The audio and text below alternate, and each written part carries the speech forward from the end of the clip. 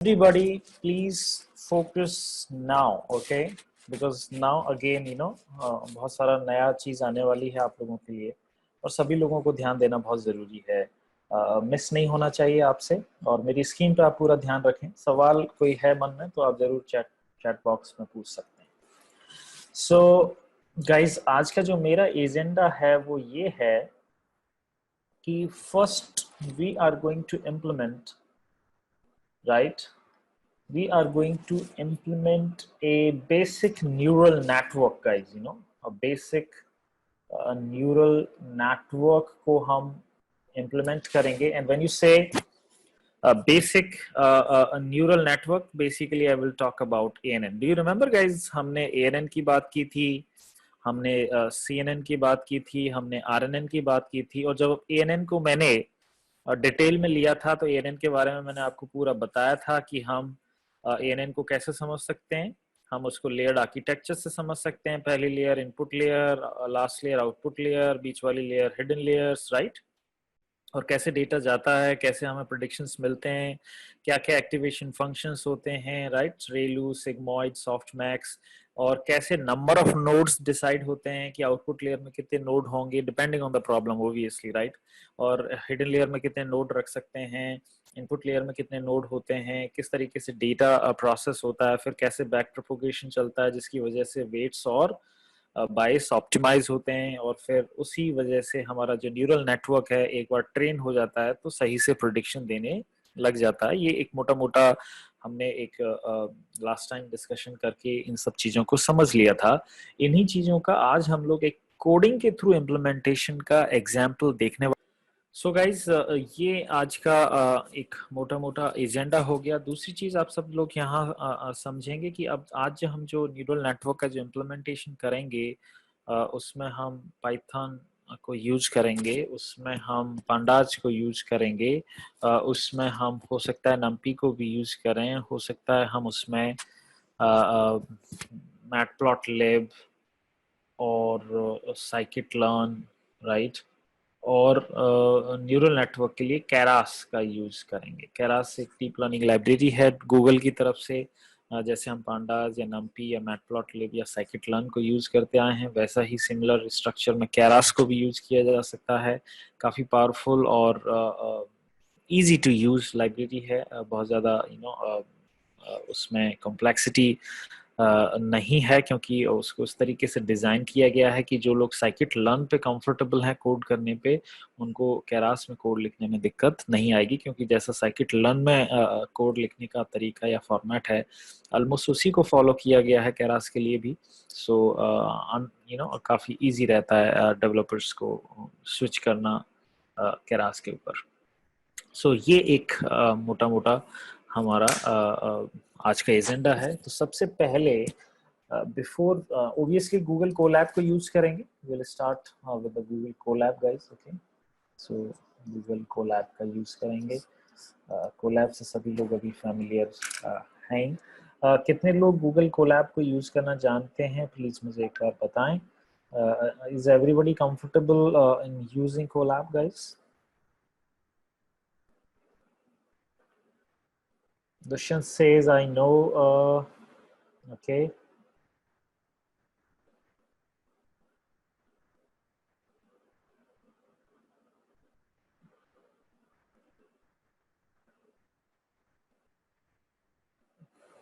Jia says, Chandraprakash says, okay.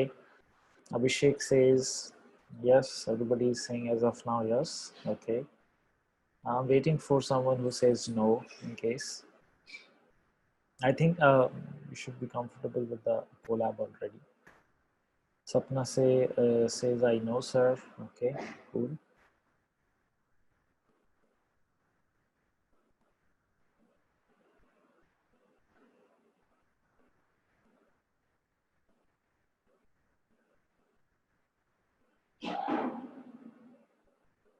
Okay. What about others, guys? Guys, थोड़ा सा response देने में आप फास्ट रहा करें, बैठे नहीं रहें। कोई सवाल जब पूछा जा रहा है तो उसका इमीडिएट रिस्पॉन्स चाहिए। ये सब लोग बहुत क्लियरली से समझ लें। एवरीबॉडी। लक्ष्य सेज यस।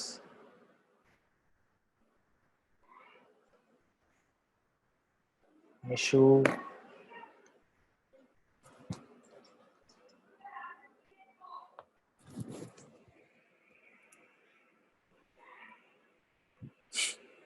ओके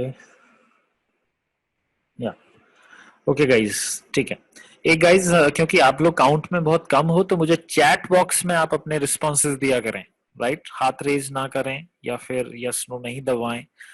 मुझे पता चलता रहे क्योंकि कौन कर रहा है कौन नहीं कर रहा है। So I want every response in the chat window only guys, ठीक है? हाथ और हैंड रेज ना करें, बिकॉज ये अकाउंट बहुत बड़ा नहीं है, ये तब काम करता है जब 4 से 500 लोग हों, but you are just 15, so just keep that way, you know guys. I need your responses in the chat window, that's it. So guys, सबसे पहले हम जब स्टार्ट करेंगे तो सबसे पहले हमें एक प्रॉब्लम स्टेटमेंट हमें चाहिए, राइट?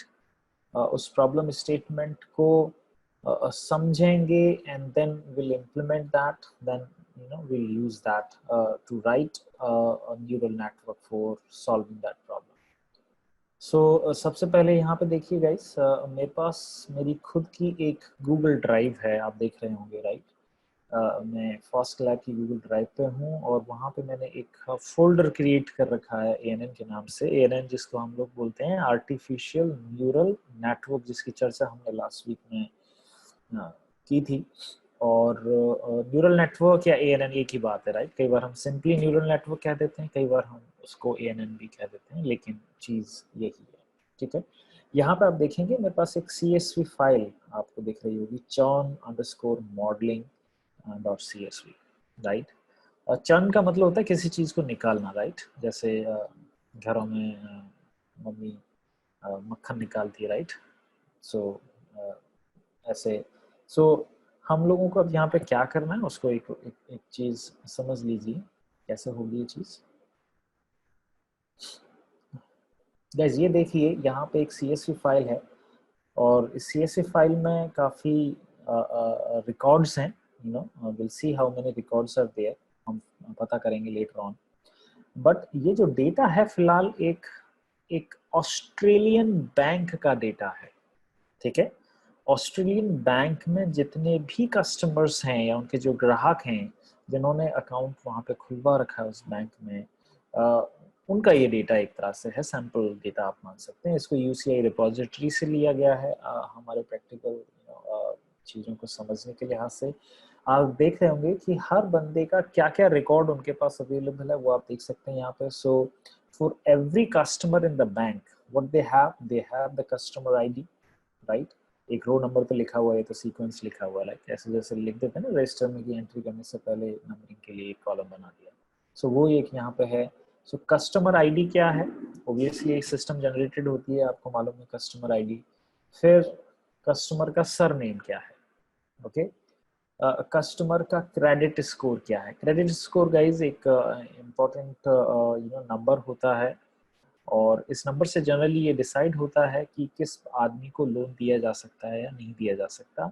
क्योंकि जिस आदमी की पेमेंट हिस्ट्री पुअर है, जिस आदमी ने समय पर अपने पेमेंट्स क्लियर नहीं किए हैं, बैंक को EMI टाइम पे नहीं दी है या लोन टाइम से नहीं चुकाया है, पास्ट की बात कर रहा हूँ मैं, राइट? तो उसके हिसाब से उसका एक क्रेडिट स्कोर बनता है। ये हिंदुस्तान में भी चलता है, राइट? ये इंडिया में भी ये काम करता है। और क्रेडिट स्कोर अगर पुअर है तो आपको लोन देने से फ्यूचर में मना किया जा सकता है। कंपनी ये या कोई भी बैंक है वो ये सोचती है कि आपकी पुरानी हिस्ट्री ठीक नहीं है और फ्यूचर में भी फिर आप ऐसा कर सकते हैं।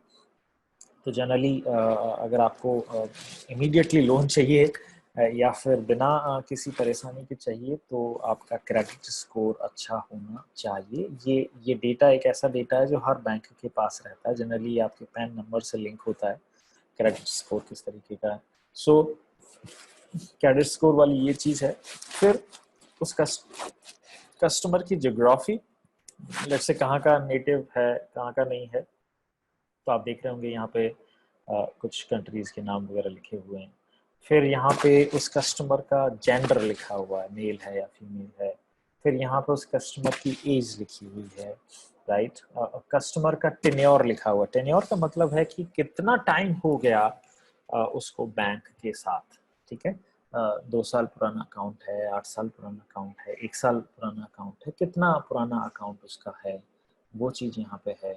फिर कस्टमर का बैलेंस कितना है, बैलेंस जैसे होता है ना करंट बैलेंस या अभी कितना बैलेंस चल रहा है, वो चीज़ यहाँ पे है। फिर उसके बाद नंबर ऑफ प्रोडक्ट्स, मैं एक एक करके सारे कॉलम्स इसलिए बता रहा हूँ क्योंकि ये सारे जानना ज़रूरी होता है। जब भी आप कोई भी डेटा एनालिटिक्स या मशीन लर्निंग या एआई का प्रोजेक्ट करें तो डेटा की क्लैरिटी होना बहुत ज़रूरी है। अगर डेटा को आप नहीं समझ पा रहे हैं तो फिर आप शायद हो सकता है क्लाइंट की एक्सपेक्टेशन या क्लाइंट की प्रॉब्लम को सॉल्व नहीं कर पाए। ठीक है, सो नंबर ऑफ प्रोडक्ट्स का मतलब है कि वो बंदा जो बैंक का कस्टमर है, जो बैंक का ग्राहक है, उसने कितनी सर्विसेज बैंक से ले रखी हैं। क्या सिर्फ उसने अकाउंट खुलवा रखा है, क्या उसने बैंक से क्रेडिट कार्ड भी ले रखा है, क्या बैंक से उसने लोन भी ले रखा है, क्या बैंक में उसने कुछ लॉकर सिस्टम भी यूज कर रखा है। बहुत सारी सर्विसेज बैंक की होती हैं। तो नंबर ऑफ प्रोडक्ट्स का मतलब यही है कि वो आदमी बैंक के सिर्फ एक सर्विस को यूज कर रहा है या 2 सर्विसेज उसने ले रखी हैं, 3 ले रखी हैं, 4 ले रखी हैं। इस तरीके से जितनी भी उनकी सर्विसेज हैं उनको एज ए प्रोडक्ट अगर माना जाए कि हम क्या क्या इस्तेमाल कर सकते हैं बैंक का, वो यहाँ पे लिखा हुआ है। और फिर यहाँ पे एक एडिशनल और कॉलम भी है जहाँ पे आप देख रहे होंगे कि has credit card.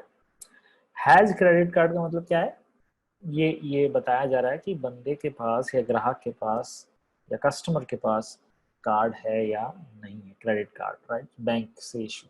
Is active member और नॉट, ये भी एक कहानी है कि ऐसा तो नहीं है कि उसका अकाउंट डोरमेंट हो गया है।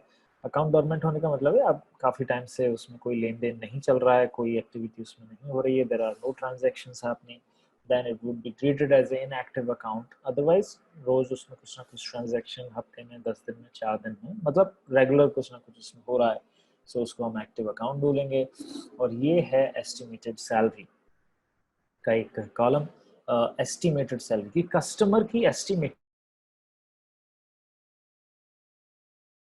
ऑब्वियसली है, बैंक के पास कोई एग्जैक्ट इन्फॉर्मेशन नहीं है कि उस बंदे की सैलरी कितनी है, पर कई बार बैंक फिर भी पता कर लेते हैं कि लेट्स से यही आपका सैलरी वाला अकाउंट है जिसमें हर महीने ट्रांसफर होता है कुछ अमाउंट किसी कंपनी से या किसी यूनिवर्सिटी से या किसी ऑर्गेनाइजेशन से, तो उसके बेस पे भी कई बार वो निकाल लेते हैं। या फिर बैंक कई बार थर्ड पार्टी सर्विसेज को यूज कर, थर्ड पार्टी का मतलब किसी और एक्सटर्नल एजेंसी के थ्रू भी ये पता कर लेते हैं कि फिलहाल जो उनका ग्राहक है या कस्टमर है उसकी मंथली इनकम या सालाना या ईयरली इनकम उसकी कितनी है, राइट।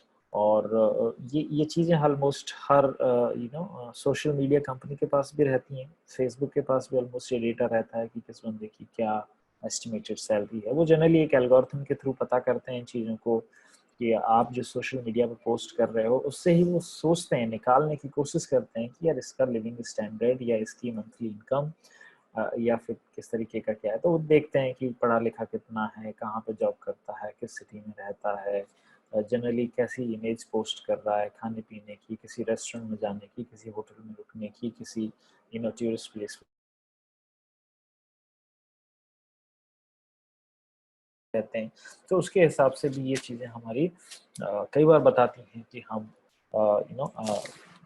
किस तरीके की इनकम उसमें आते हैं, और उसके हिसाब से हमारा बैंक एक एस्टिमेटेड सैलरी का नंबर डाल देता है। जरूरी नहीं है हमेशा सही हो, लेकिन एक नंबर जरूर वो रखते हैं। और फाइनली उसमें एक और कॉलम है, अगर आप देख रहे होंगे, एग्जिटेड, राइट। इसमें दिख नहीं रहा है वैसे, 0 या 1 लिखा हुआ है। आपको मैं जब कोड में दिखाऊंगा तो यहाँ पे 0 और 1 लिखा हुआ guys, let me see if I can show you something. हो सकता है मैं आपको कुछ, sure guys if that is, मुझे यहाँ पर एक्चुअली एक्सेस नहीं मिल रहा है। सो यहाँ पे 0 और 1 लिखा हुआ है, तो हो सकता है आपको नहीं दिख रहा हो। सो 0 और 1 का मतलब ये है गाइस कि वो बंदा जिसके बारे में हम ये इतनी सारी जानकारी जुटा रखी है, क्या वो बैंक में अकाउंट क्लोज करवा चुका है या फिर अभी भी वो बैंक में उसका अकाउंट है। समझ में आई ये चीज। सो 1 का मतलब है कि वो एग्जिट ले चुका है, इसका मतलब अपना अकाउंट बंद करवा चुका है। 0 का मतलब है कि अभी भी वो बैंक के साथ बना हुआ है। समझ में आई चीज कहानी। 1 का मतलब एग्जिट, 0 का मतलब अभी भी वो बैंक का कस्टमर है, अभी भी वो बैंक की सर्विसेज को यूज कर रहा है, ठीक है।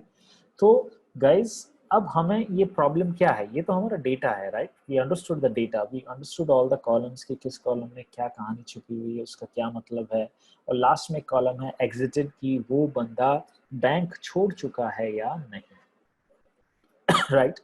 अब हमको एक ऐसा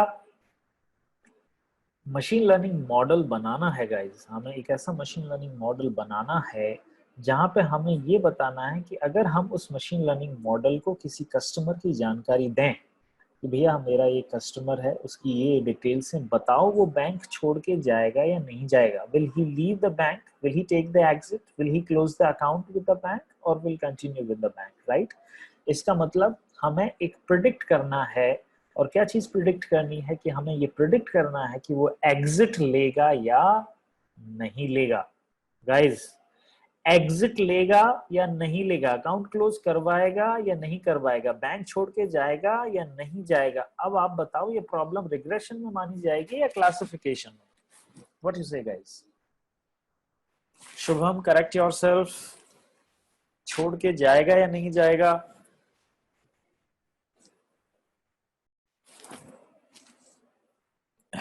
गाइस आंसर कीजिए चैट विंडो में, आपका क्या समझना है कि इस प्रॉब्लम में हमें रिग्रेशन अप्लाई करना पड़ेगा या क्लासिफिकेशन अप्लाई करना पड़ेगा?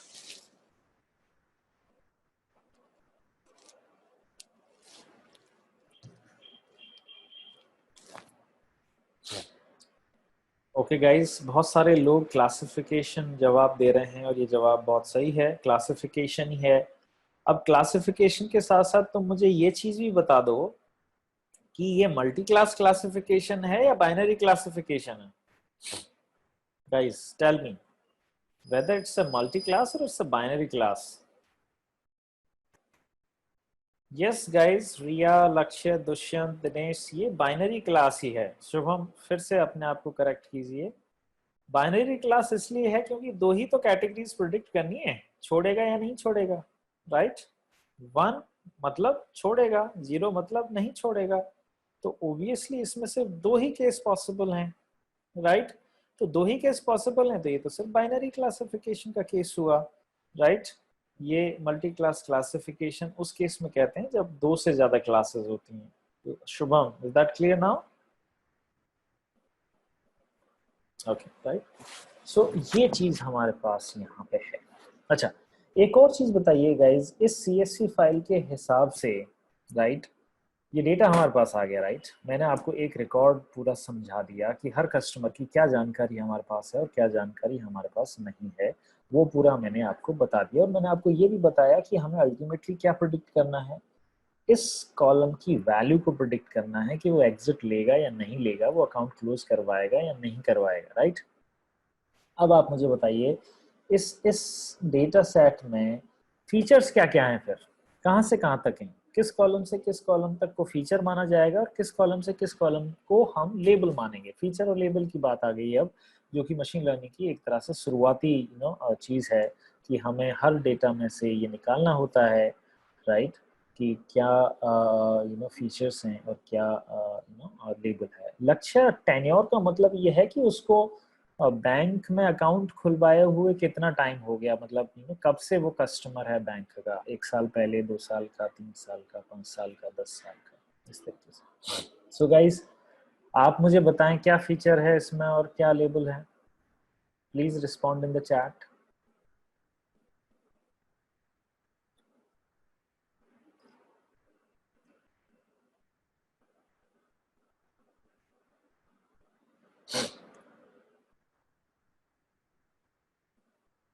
दुष्यंत खींची का कहना है कि sir except exited all can be features. Yes Dushyant, you are right, क्योंकि हमें लास्ट कॉलम को तो प्रिडिक्ट करना ही है, तो जिसको प्रिडिक्ट करना होता है वही तो लेबल रहता है, राइट।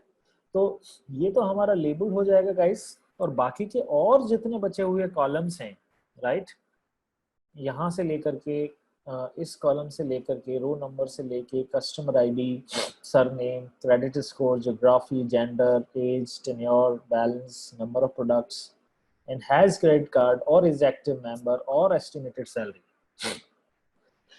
Sorry guys.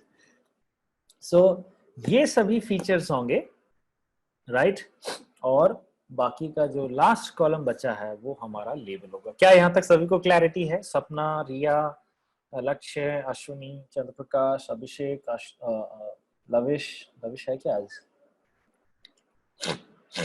ओके, ठीक है। तो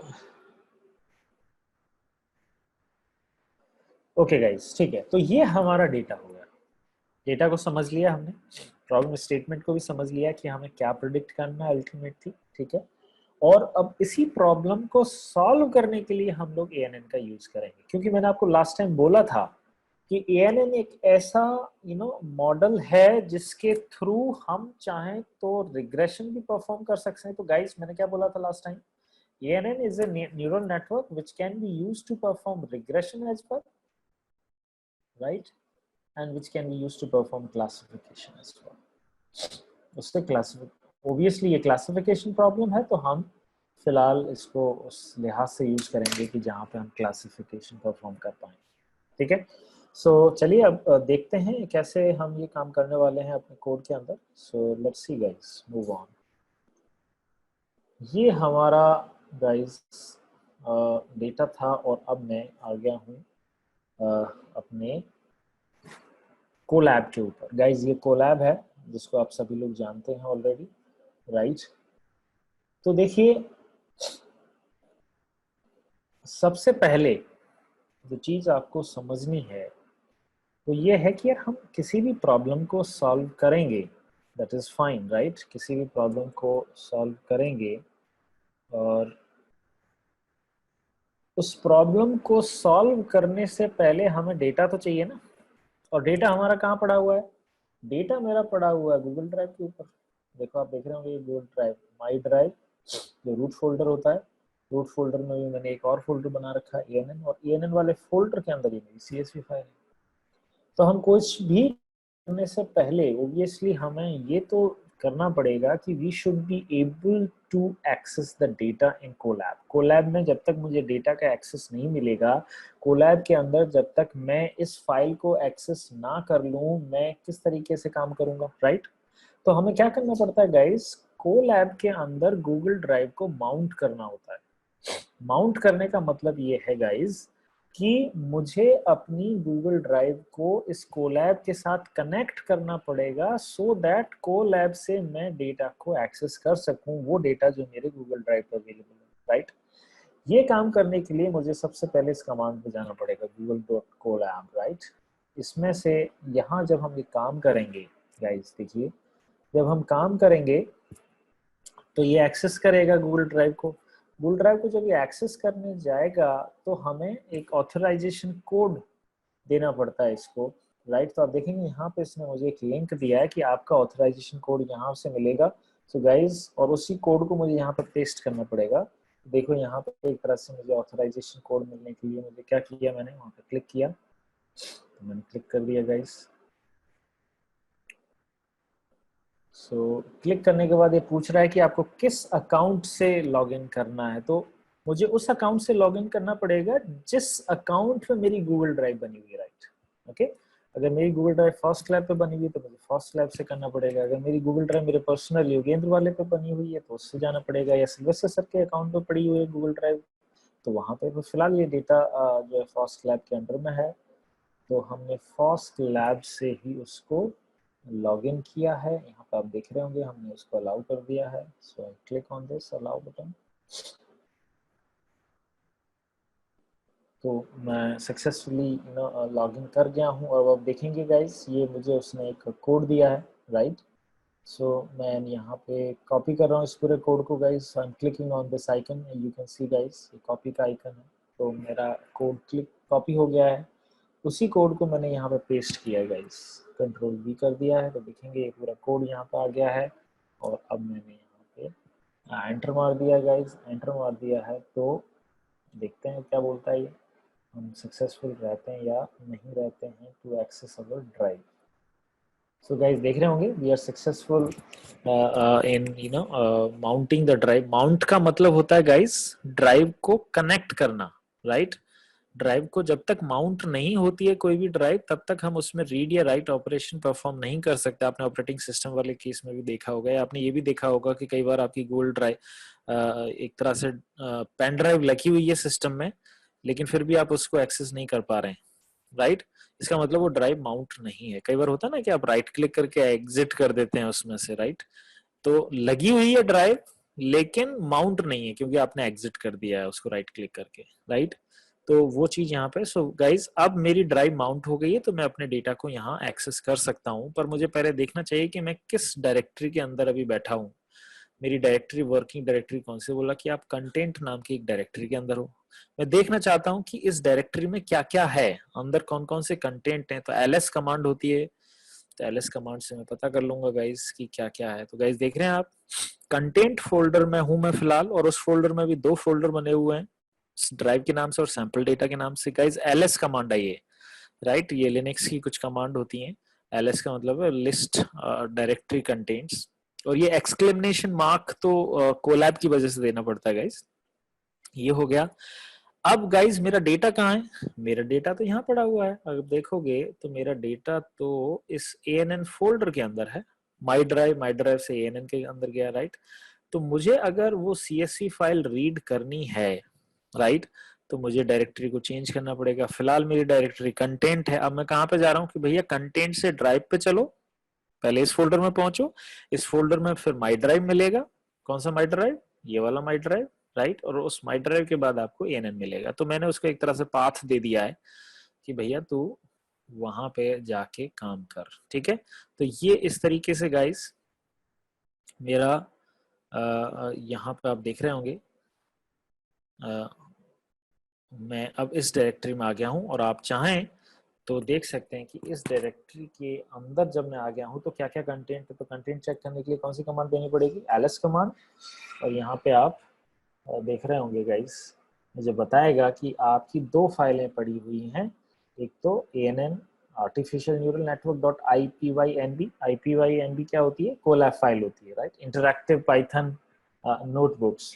और फिर ये मेरा CSV फाइल यहाँ पे है, चर्न मॉडल। तो डेटा तो मुझे सही से मिल गया है, कोई इशू नहीं है मेरे पास अब।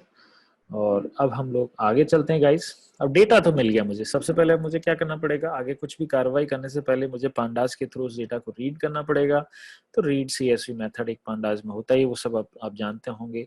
ये काम तो मेरे हिसाब से आपने डेटा एनालिटिक्स में भी किया होगा। तो ये चर्न मॉडलिंग डॉट CSV हो गई।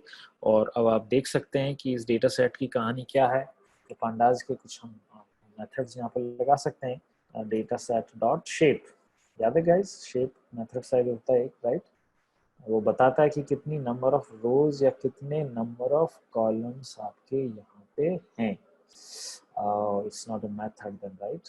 तो मेथड अगर नहीं है तो सिर्फ डेटा डॉट शेप से काम चल जाएगा। तो ये चीज आपको यहाँ पे, तो गाइस पता चला 10,000 तो रोज हैं, राइट।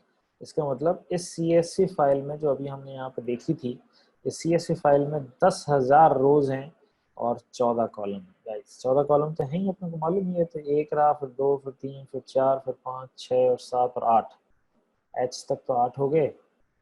और फिर 9, फिर 10, फिर 11, फिर 12, फिर 13 और 14, तो टोटल 14 कॉलम्स हैं, 10,000 रोज हैं। तो इस तरीके से हमें ये पता चला। और अब हम यहाँ पे एक चीज जो समझ सकते हैं गाइस, वो ये है, देखिए देखेंगे यहाँ पे डेटा सेट डॉट हेड की अगर मैं बात करूँ। सो डेटा सेट डॉट हेड क्या करता है? शुरुआत के 5 रोज दिखाएगा तुम्हें डेटा में से, राइट। तो शुरुआत के 5 रोज दिखाने लग गया, देख रहे हो? रो नंबर रहा ये कस्टमर आईडी, ये रो नंबर, ये इंडेक्स तो पांडास की वजह से बना, राइट। सो ये रो नंबर हो गया, ये कस्टमर आईडी, ये सरनेम, ये क्रेडिट स्कोर, ये ज्योग्राफी, ये जेंडर, ये एज, ये टेन्योर, ये बैलेंस, ये नंबर प्रोडक्ट्स, ये क्रेडिट कार्ड है या नहीं है, एक्टिव मेंबर है या नहीं है, एस्टिमेटेड सैलरी। और अब आप देख सकते हैं एग्जिटेड में 0 या 1 ही लिखा हुआ है। पहले शायद वो CSV में नहीं दिख रहा था, लेकिन यहाँ पर आराम से देख सकते हैं कि ये 0 या 1 वैल्यूज, राइट। अब एक काम करेंगे गाइस, सब लोग समझ लीजिए इसको। मुझे इस डेटा में से अपने फीचर्स पता करने हैं और लेबल पता करना है। वैसे तो मोटा मोटा अंदाजा हमें लग ही गया था कि भाई लास्ट कॉलम जो है वो तो लेबल है, और बाकी सारे जितने भी कॉलम्स हैं starting from row number to estimated salary, everything is a feature, but फिर भी हम अपनी थोड़ी सी सहूलियत के लिए क्या करेंगे, इन सभी कॉलम्स को एज ए फीचर नहीं मानेंगे। रो नंबर का कोई बहुत ज्यादा इम्पैक्ट हमारे फाइनल प्रेडिक्शन पर नहीं होगा, कस्टमर आईडी भी सिस्टम जनरेटेड ही है, सर नेम से भी कोई बहुत ज्यादा लेना देना नहीं है डिसीजन का कि बंदा बैंक में अकाउंट क्लोज करवाएगा या नहीं करवाएगा। तो गाइज हम लोग अभी फिलहाल फीचर्स में ना तो रो नंबर को लेंगे, ना ही कस्टमर आईडी को लेंगे, और ना ही सरनेम को लेंगे। तो ये 3 कॉलम तो मैं गायब कर रहा हूँ। सिर्फ कौन कौन से कॉलम हैं जिनको मैं फीचर की तरह कंसिडर करने वाला हूँ? Credit score, geography, gender, age, tenure, balance, number of products, credit card है या नहीं, एक्टिव मेंबर है या नहीं, एस्टिमेटेड सैलरी। तो इन टोटल तुम्हारे पास कितने फीचर्स होंगे, कितने कॉलम्स होंगे गाइस? 10 कॉलम, हर कॉलम एक फीचर होता है, ठीक है। सो 10 कॉलम्स को ही हम फीचर मानेंगे और एक कॉलम हमारा जो लास्ट वाला है उसको हम लेबल मानेंगे। तो इससे हमें डेटा की थोड़ी सी और जानकारी होगी। तो आप देख रहे होंगे कि ये कॉलम रिक्वायर्ड नहीं है, ये रिक्वायर्ड नहीं है, ये रिक्वायर्ड नहीं है, राइट। तो ये शुरुआत के हमने 3 छोड़ दिए। तो अब देखो यहाँ पे क्या किया मैंने गाइस, मैंने आगे से फिलहाल मैंने विशाल जेंडर को रिमूव कर सकते हैं, पर फिलहाल मुझे कुछ चीज समझानी है इसलिए मैंने रिमूव नहीं किया। वैसे अगर आप जेंडर को हटाना चाहें तो हटा सकते हैं, बट फिलहाल क्योंकि मुझे कुछ चीज उसमें समझानी है तो मैंने वो जानबूझ के अभी फिलहाल नहीं हटाया है। आप हटा के देख सकते हो उसको, ठीक है। सो गाइस आप देख रहे होंगे मैंने नम्पी को और पांडाज को और मैटप्लॉटलिब को, तीनों लाइब्रेरीज को इंपोर्ट कर लिया है। और अब आप देखो लाइन, यहाँ पे सबसे इंपॉर्टेंट बात है, गाइस देख रहे हैं इस डेटा सेट में से फीचर्स और लेबल मैंने अलग अलग कर लिए हैं। फीचर कौन कौन से हैं आप देख सकते हैं। आईलॉक मेथड होता है जिसको हम लोग इंडेक्स लोकेशन कहते हैं। आईलॉक मेथड से मैं रो और कॉलम का सिलेक्शन कर सकता हूँ, और आईलॉक मेथड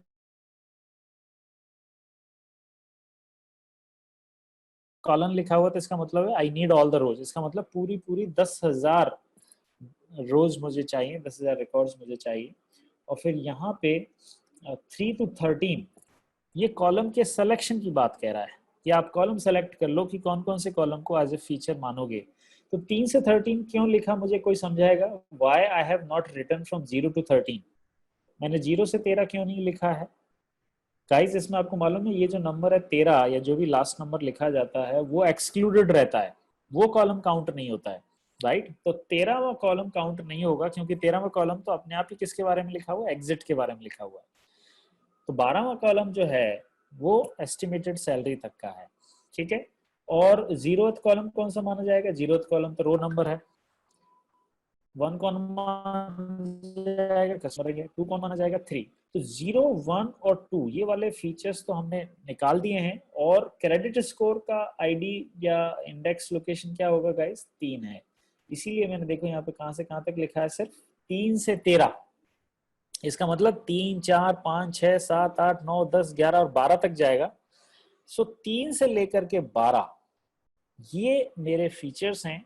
और आप देख रहे होंगे कि लास्ट कॉलम जो कि इंडेक्स 13 है उसको मैंने एज ए लेबल लिया है। सो गाइज अब मुझे यहाँ पे बताएं कि क्या फीचर्स और लेबल का किस तरीके से हम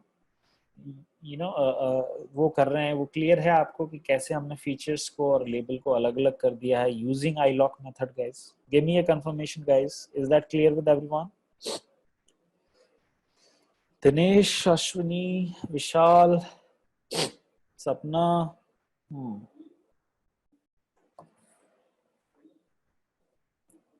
चंद्र प्रकाश, रिया, लोकेश, ओके। तो ऑलमोस्ट शुभम लक्ष्कर, ये एक तरह से लेबल तो क्योंकि हमारा सिर्फ लास्ट कॉलम ही है ना, जो एग्जिट वाला कॉलम है उसका इंडेक्स क्या है? 13 है। इसका इंडेक्स 13 है कॉलम वाइज, राइट। तो मैंने लेबल को यहाँ पे सिर्फ लास्ट कॉलम को, कई बार यहाँ पे -1 भी लिख सकते हैं गाइस, क्योंकि -1 का मतलब भी क्या होता है? -1 का मतलब भी लास्ट कॉलम या लास्ट रो होती है। तो फिलहाल यहाँ पे जो -1 लिखा जाएगा वो लास्ट कॉलम को रिप्रेजेंट करेगा।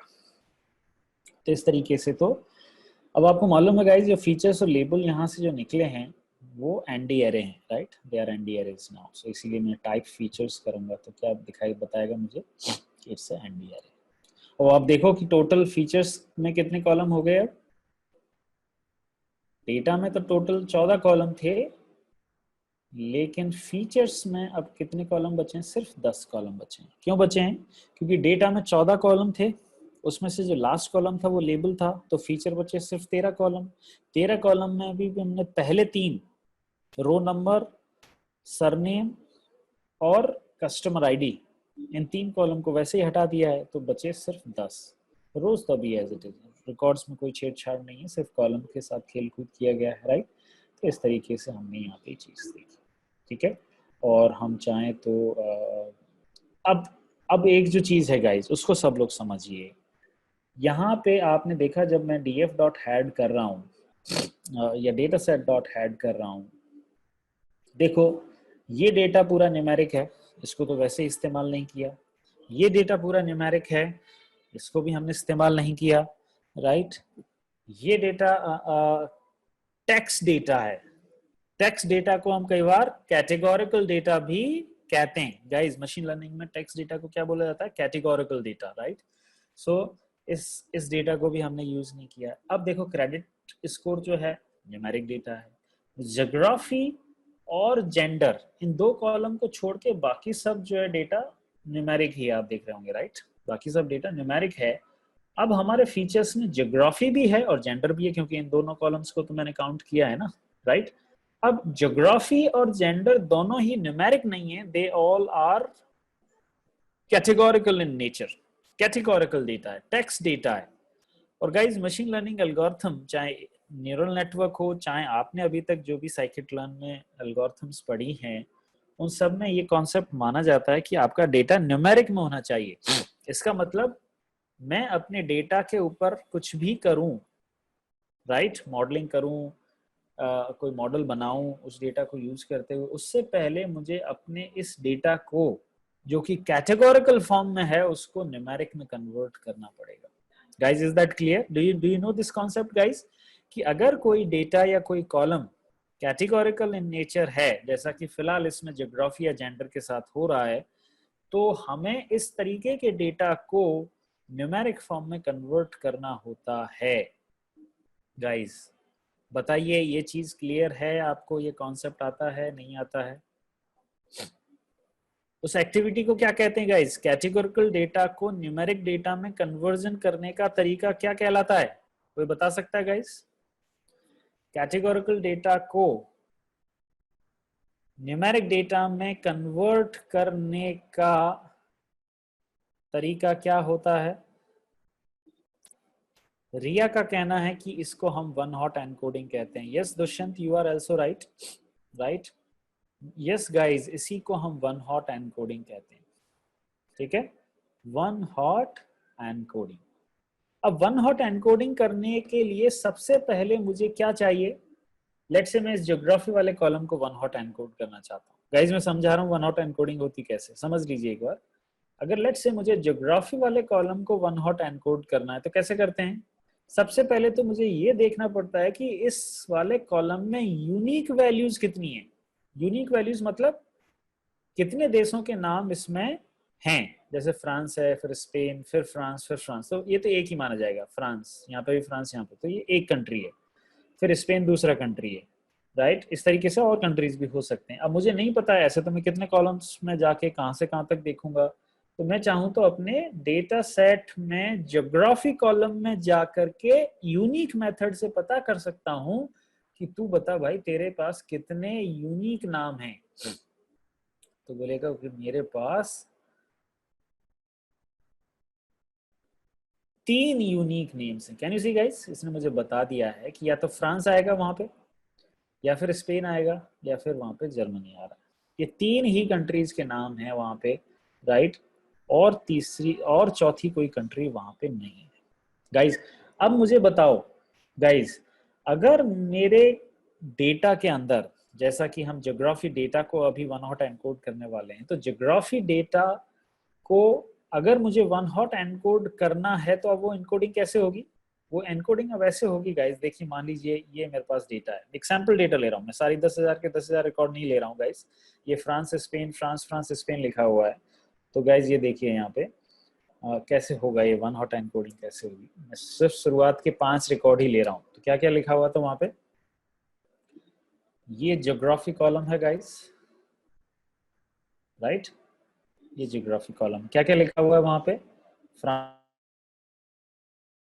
राइट, फिर क्या लिखा हुआ था, स्पेन लिखा हुआ था लेट्स से, राइट, फिर से फ्रांस लिखा हुआ था, फिर से फ्रांस लिखा हुआ था, फिर से स्पेन लिखा हुआ था, राइट।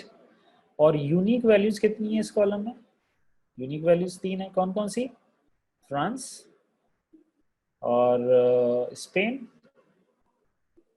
और जर्मनी, ये 3 ही कंट्रीज के नाम वहां पे लिखे हुए हैं, राइट। तो अगर 3 यूनिक वैल्यूज हैं तो हमें कितने कॉलम बनाने पड़ेंगे नए, हमें 3 नए कॉलम बनाने पड़ेंगे, एक फ्रांस को रिप्रेजेंट करेगा, एक स्पेन को रिप्रेजेंट करेगा, एक जर्मनी को। तो जितने यूनिक वैल्यूज होती है उतने ही नए कॉलम बन जाते हैं। तो देखो ये नए कॉलम बन गए, ठीक है गाइस। अब ये डेटा कैटेगोरिकल है, ये तो डेटा कैटेगोरिकल है, राइट। इसी का कन्वर्जन न्यूमेरिक में कैसे होगा, वन हॉट एनकोडिंग के थ्रू होगा। अब वन हॉट एनकोडिंग में होता क्या है, सिंपली है, अगर ये एंट्री पहली एंट्री फ्रांस की है तो क्या करते हैं, फ्रांस वाले कॉलम की वैल्यू 1 कर देते हैं, बाकी कॉलम्स को 0 कर देंगे, देखो ये हो गया। फिर स्पेन, स्पेन वाले कॉलम में हमने क्या किया, स्पेन वाले एंट्री के लिए स्पेन कॉलम को 1 कर दिया है, बाकी दोनों कॉलम्स को 0।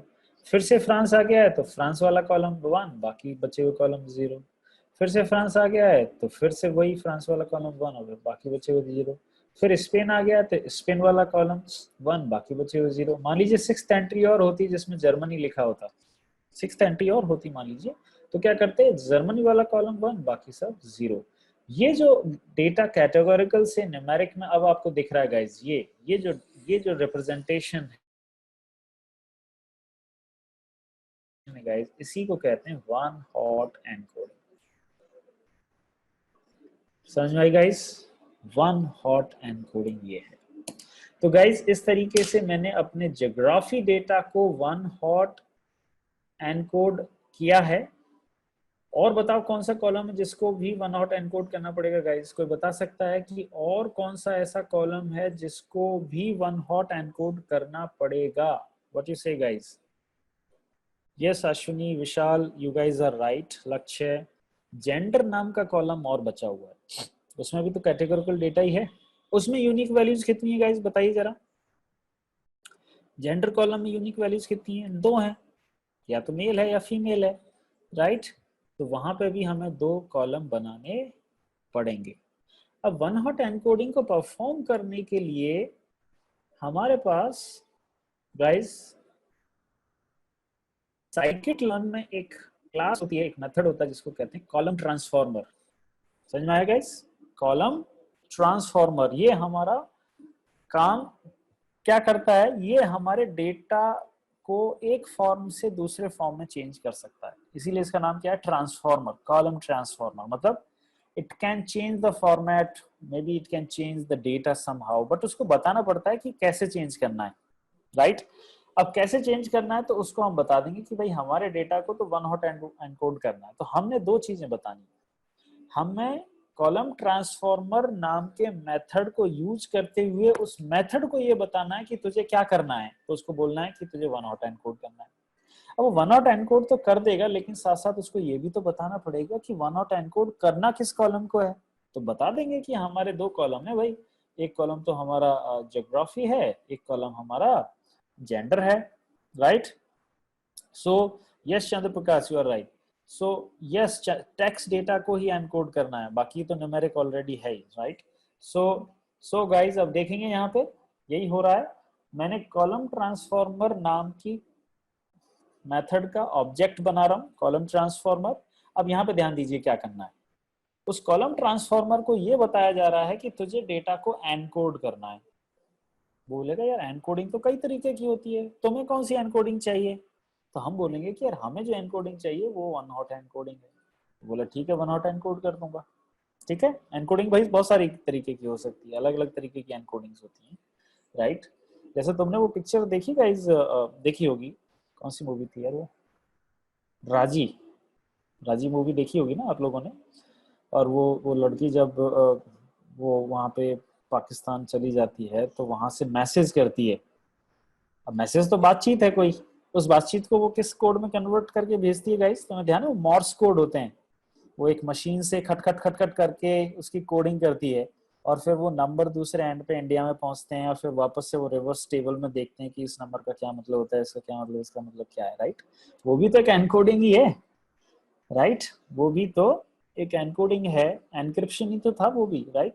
तो इसी तरीके से फिलहाल हमें जो एनकोडिंग करनी है वो क्या है, वो है वन हॉट एनकोडिंग, राइट। वो वन हॉट एनकोडिंग है, राइट। सो ये वन हॉट एनकोडिंग हो गई है। अब वन हॉट एनकोडिंग करनी किस किस पे है, वो हमें तीसरे पैरामीटर में बताना पड़ रहा है। देखो बता रहा ना कि भैया कॉलम 1 और कॉलम 2 को ही वन हॉट एनकोड करना है। कॉलम 1 क्यों, इसका कॉलम तो कौन सा है, इसका कॉलम तो अब देखो जरा यहाँ पर, ये 0 है, ये 1 है, ये 2 है, तो ये 3 है, ये 4 आना चाहिए। अरे 4 नहीं है, क्योंकि इन 3 को तो पहले ही ड्रॉप कर चुके हो।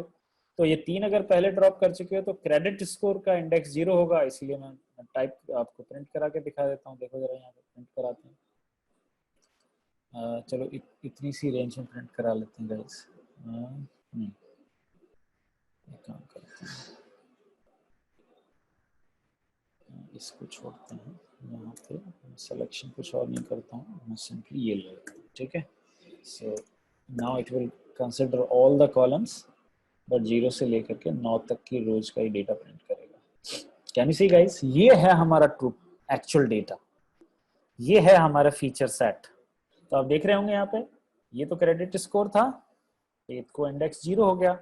तो फ्रांस, ये जो ज्योग्राफी वाला कॉलम है, इसका इंडेक्स हो गया 1, और जो जेंडर वाला कॉलम है इसका इंडेक्स हो गया 2। इसीलिए मैंने वहां पे क्या लिखा अब गाइस, कि देख भाई तुझे एनकोडिंग करनी है, एनकोडिंग में भी स्पेसिफिकली वन हॉट एनकोडिंग करनी है, और वो भी किस कॉलम पे, कॉलम 1 और 2 पे ही करनी है, बाकी कॉलम तो सारे न्यूमेरिक हैं, राइट।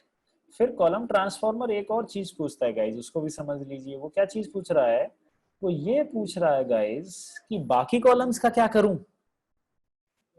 मेरे पास तो डेटा में बहुत कॉलम आए हैं, तुमने तो मुझे सिर्फ 1 और 2 को ही वन हॉट एनकोड करने को बोला है, कॉलम बाकी और क्या करूं, 0 वाले का, 3 वाले का, 4 का, 5 का, 6 का, 7 का, 8 का, और 9 तक कॉलम दिए तुमने, टोटल 10 है ना।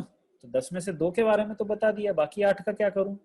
तो उसको हमने बोल दिया कि बाकी को तू एज इट इज पास कर देना, उनके साथ कोई छेड़खानी करने की जरूरत नहीं है, right. Reminder is equal to pass through, that means don't do anything with the other columns, right, just get them as it is, right। so इस तरीके से हमने guys ये कॉलम ट्रांसफॉर्मर का ऑब्जेक्ट बना दिया है। ऑब्जेक्ट बनाने के बाद अब एक्चुअली में इसको अप्लाई करेंगे, तो अप्लाई करते टाइम पे कौन सा मेथड लगाना पड़ेगा, फिट ट्रांसफॉर्म लगाना पड़ेगा। फिट ट्रांसफॉर्म लगाने के बाद हमारा डेटा आ जाएगा, उसको हमने वापस फीचर्स में ही स्टोर कर दिया है। तो अब देखें जरा, इसको रन करके देखें गाइस, लेट्स सी।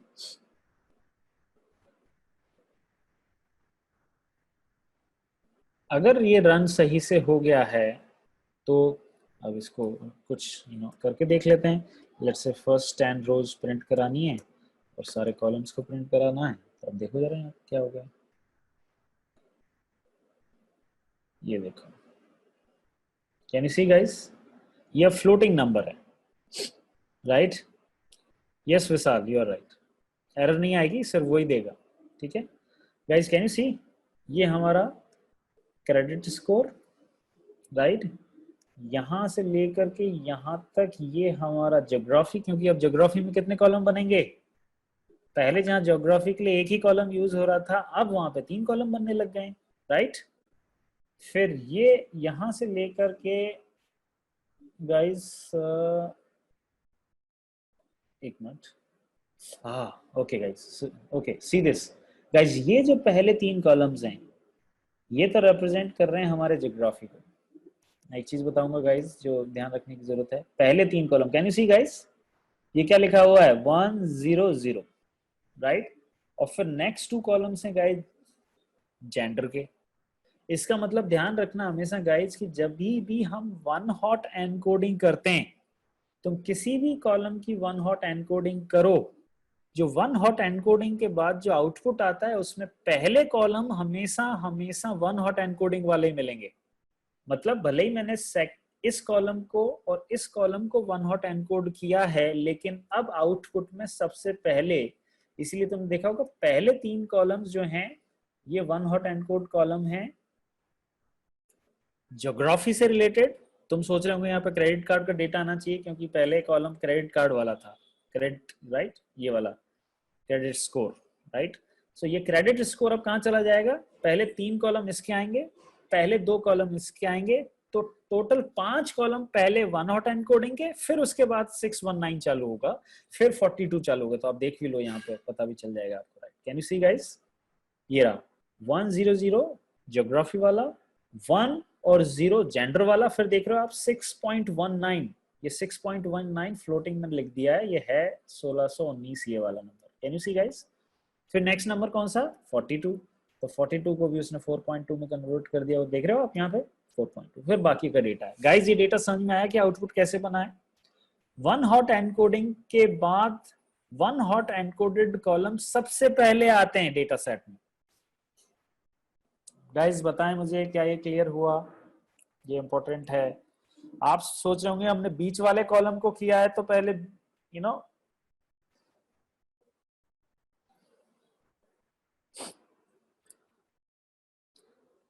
कोई बात नहीं अंकित, मैं दोबारा बताता हूँ क्या हुआ है, ठीक है। यहाँ समझ लो इसको, थोड़ा सा मैं रफ में बता देता हूँ, इधर देख लो यहाँ पे।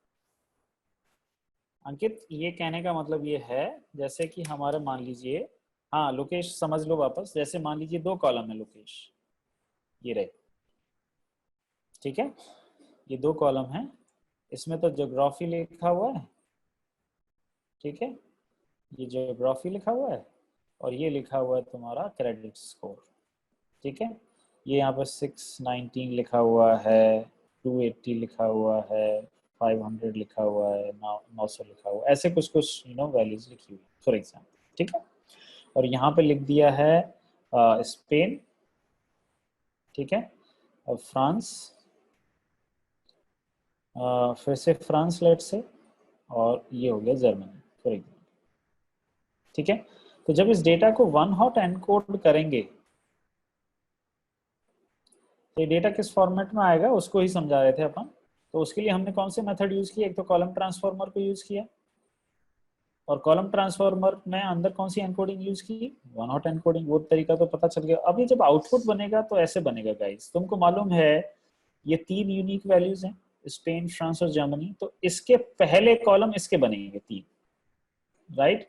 तो इसका एक कॉलम तो बन जाएगा फ्रांस का, एक कॉलम स्पेन का, एक कॉलम जर्मनी का, और फिर आएगा ये वाला क्रेडिट, ये स्कोर क्रेडिट यहाँ पर आएगा। तो कैसे बना इसका, ये स्पेन है तो कैसे हो जाएगा 010619, ठीक है।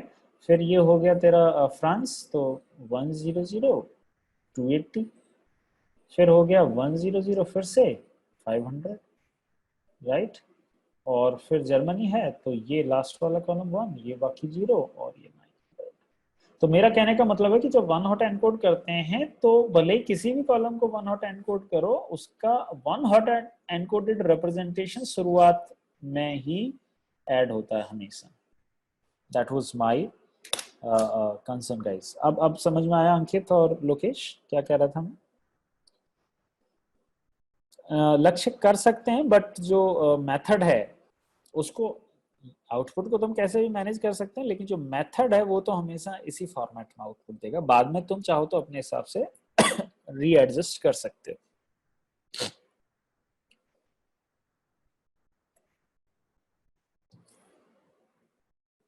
अंकित कह रहा है कि सर वो समझ में आया मुझे, पर वन हॉट एनकोडिंग अंकित एक तरीका होता है जिसके थ्रू हम किसी भी टेक्स्ट डेटा को न्यूमेरिक में कन्वर्ट करते हैं। अंकित टेक्स्ट डेटा क्या था, जैसे स्पेन, फ्रांस, ये तो टेक्स्ट डेटा है ना, स्ट्रिंग है ये तो स्ट्रिंग को नंबर में कन्वर्ट करने के लिए वन हॉट एनकोडिंग यूज की जाती है। और नंबर में क्यों कन्वर्ट कर रहे हैं, क्योंकि हमारी एल्गोरिथम को सारा डेटा नंबर फॉर्मेट में चाहिए, इसीलिए हम उसकी तैयारी कर रहे हैं आगे के लिए। अब समझ में आया अंकित ये कहानी? ठीक है, ये तो हुआ वन हॉट एनकोडिंग। अब वन हॉट एनकोडिंग के बाद एक और चीज समझने की जरूरत है गाइस, बहुत तरीके से समझ लो इसको, आप बहुत अच्छे से समझना पड़ेगा आपको। देखो आप यहाँ पे गाइस, ये डेटा हमारा आउटपुट है, सब लोग यहाँ ध्यान दीजिए स्क्रीन के ऊपर प्लीज। ओके, यहाँ पे देखो अब क्या हो रहा है, देखो गाइस ये 3 कॉलम है कंट्रीज के, France Spain Germany, France Spain Germany, right. Guys मुझे बताओ कि फॉर एग्जांपल ये 3 कॉलम है, ये चौथा कॉलम यहाँ पे है, राइट। इसके बारे में ज्यादा चर्चा नहीं करेंगे, ये तो एज इट इज आ गया यहाँ पे। ठीक है, ये 3 कॉलम है गाइस, फ्रांस, स्पेन और जर्मनी। ओके गाइस, आप मुझे बताना कि लेट्स से इसमें 4 लाइन है ये। ओके, आप मुझे बताना कि जैसे अगर यहाँ पे पहली 2 एंट्रीज में लिख दूं ये 0 या 1 है, ठीक है, फिर यहाँ पे मैं लिख दूं ये 0 0 था, राइट, या फिर मैं यहाँ पे लिख दूं कि यहाँ पे 1 था, यहाँ पे 0 था, या फिर मैं यहाँ पे 0 0 लिख दूं। गाइस देखो मैंने जानबूझ के कुछ कॉलम्स में एंट्री छोड़ दी है, यहाँ एक एंट्री छोड़ दी है, यहाँ पे भी एंट्री छोड़ी है, यहाँ पे भी एंट्री छोड़ी है, यहाँ पे भी एंट्री छोड़ी है। गाइज आप बता सकते हो कि पहली लाइन में यहाँ पे क्या आएगा? Do you have idea guys? पहली लाइन में यहाँ पे क्या आएगा? 0 आएगा। ओके ओके, यहाँ पे बता सकते हो कि यहाँ पे क्या आएगा? दूसरी लाइन में यहाँ पे क्या आएगा गाइज? 1 आएगा, राइट। गाइज बता सकते हो कि यहाँ पे तीसरी लाइन में यहाँ पे क्या आएगा जो मिसिंग है? 0। और यहाँ पे फोर्थ लाइन में क्या आएगा गाइज? 1, राइट। गाइज ये क्यों पता कर पाया हम? बहुत आसान है इसका पता कर पाना, क्योंकि वन हॉट एनकोडेड रिप्रेजेंटेशन में सिर्फ एक ही कॉलम में 1 होगा, बाकी सब जगह 0 0 होता है। तो अगर अभी तक 1 नहीं आया है तो इसमें 1 आएगा, और अभी तक ऑलरेडी 1 आ चुका है, राइट, तो उसमें 0 आएगा। तो हम बाकी कॉलम्स को देख करके इसकी वैल्यू को आसानी से निकाल सकते हैं, राइट। इसका मतलब अल्टीमेटली ये है कि एक कॉलम इसमें रिडंडेंट है। रिडंडेंट का मतलब वो एक तरह से फालतू का कॉलम हो गया। क्यों? क्योंकि जब हम उस कॉलम की वैल्यू दूसरे कॉलम से निकाल सकते हैं तो एक तरह से वो अननेसेसरी का कॉलम है हमारे लिए, राइट। तो मशीन लर्निंग में क्या करते हैं गाइस, जब भी हमें इस तरीके का मिलता है वन हॉट एनकोडेड रिप्रेजेंटेशन, तो उसमें से एक कॉलम कम कर देते हैं। कोई सा भी कॉलम कम कर दो, कोई फर्क नहीं पड़ता, राइट। जनरली हम इसी कॉलम को हटा देते हैं, इसको, राइट। सो अगर 3 कॉलम है वन हॉट एनकोडिंग में तो ड्रॉप करने के बाद 2 बच जाएंगे, 2 कॉलम है तो ड्रॉप करने के बाद सिर्फ एक ही रह जाएगा। गाइस ध्यान है, जेंडर में 2 बनेंगे, मेल का और फीमेल का, हम उसमें से एक ड्रॉप कर सकते हैं तो सिर्फ एक ही रह जाएगा। इसका मतलब अगर total n number of columns बनते हैं, मैथमेटिकल फॉर्मूले की बात करूं, तो हम एक कॉलम को ड्रॉप कर सकते हैं और फाइनली कितने रह जाएंगे गाइस? n-1 कॉलम्स रह जाएंगे। गाइस इसको, इस कॉन्सेप्ट को हम कहते हैं dummy variable trap. Dummy variable trap. अभी डमी वेरिएबल ट्रैप नाम क्यों पड़ा उसको समझ लीजिए। देखिए ये जो नए कॉलम बने हैं वन हॉट एनकोडिंग के बाद, राइट, इनको कहते हैं डमी वेरिएबल्स। ये ओरिजिनल डेटा में तो थे नहीं, ये तो हमने क्रिएट किए ना बाद में वन हॉट एनकोडिंग के बाद। ओरिजिनल डेटा तो ये था। तो ये जो नए कॉलम्स बनते हैं ना, इनको हम लोग डमी वेरिएबल कहते हैं गाइस। और इस डमी वेरिएबल में से भी हमने एक को ड्रॉप कर दिया है, तो इस कॉन्सेप्ट को कहते हैं डमी वेरिएबल ट्रैप। और क्यों ड्रॉप कर रहे हैं? क्योंकि वो जो एक कॉलम है कोई सा भी, वो रिडंडेंट है, और रिडंडेंट अगर डेटा है तो एल्गोरिथम अच्छे प्रिडिक्शन नहीं देती है। अगर आपको अच्छे प्रिडिक्शन चाहिए तो आपको इस डेटा को रिमूव करना चाहिए। अगर नहीं भी रिमूव करोगे तो ऐसा नहीं है कि कहीं एरर आ जाएगी, नहीं, एरर कभी भी नहीं आएगी, सिर्फ रिजल्ट में फर्क पड़ सकता है, क्वालिटी में फर्क पड़ सकता है, ठीक है। So that is there, so this is there. नहीं शुभम, वो पूरा ही पता रहता है, राइट। वो सारा ही डेटा, सारे कॉलम एक साथ पता चलेंगे तुमको पूरा, राइट। सो गाइज ये चीज समझ में आई? क्या क्या कर चुके हैं हम लोग, वन हॉट एनकोडिंग किया, और वन हॉट एनकोडिंग के इमीडिएटली हमें एक और ध्यान रखने की चीज है, वो है एक कॉलम को ड्रॉप करना। समझ में आई कहानी गाइस?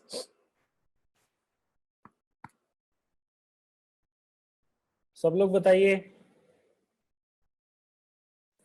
ओके, तो अब बताओ गाइस, हमारे केस में हमें कितने कॉलम ड्रॉप करने पड़ेंगे?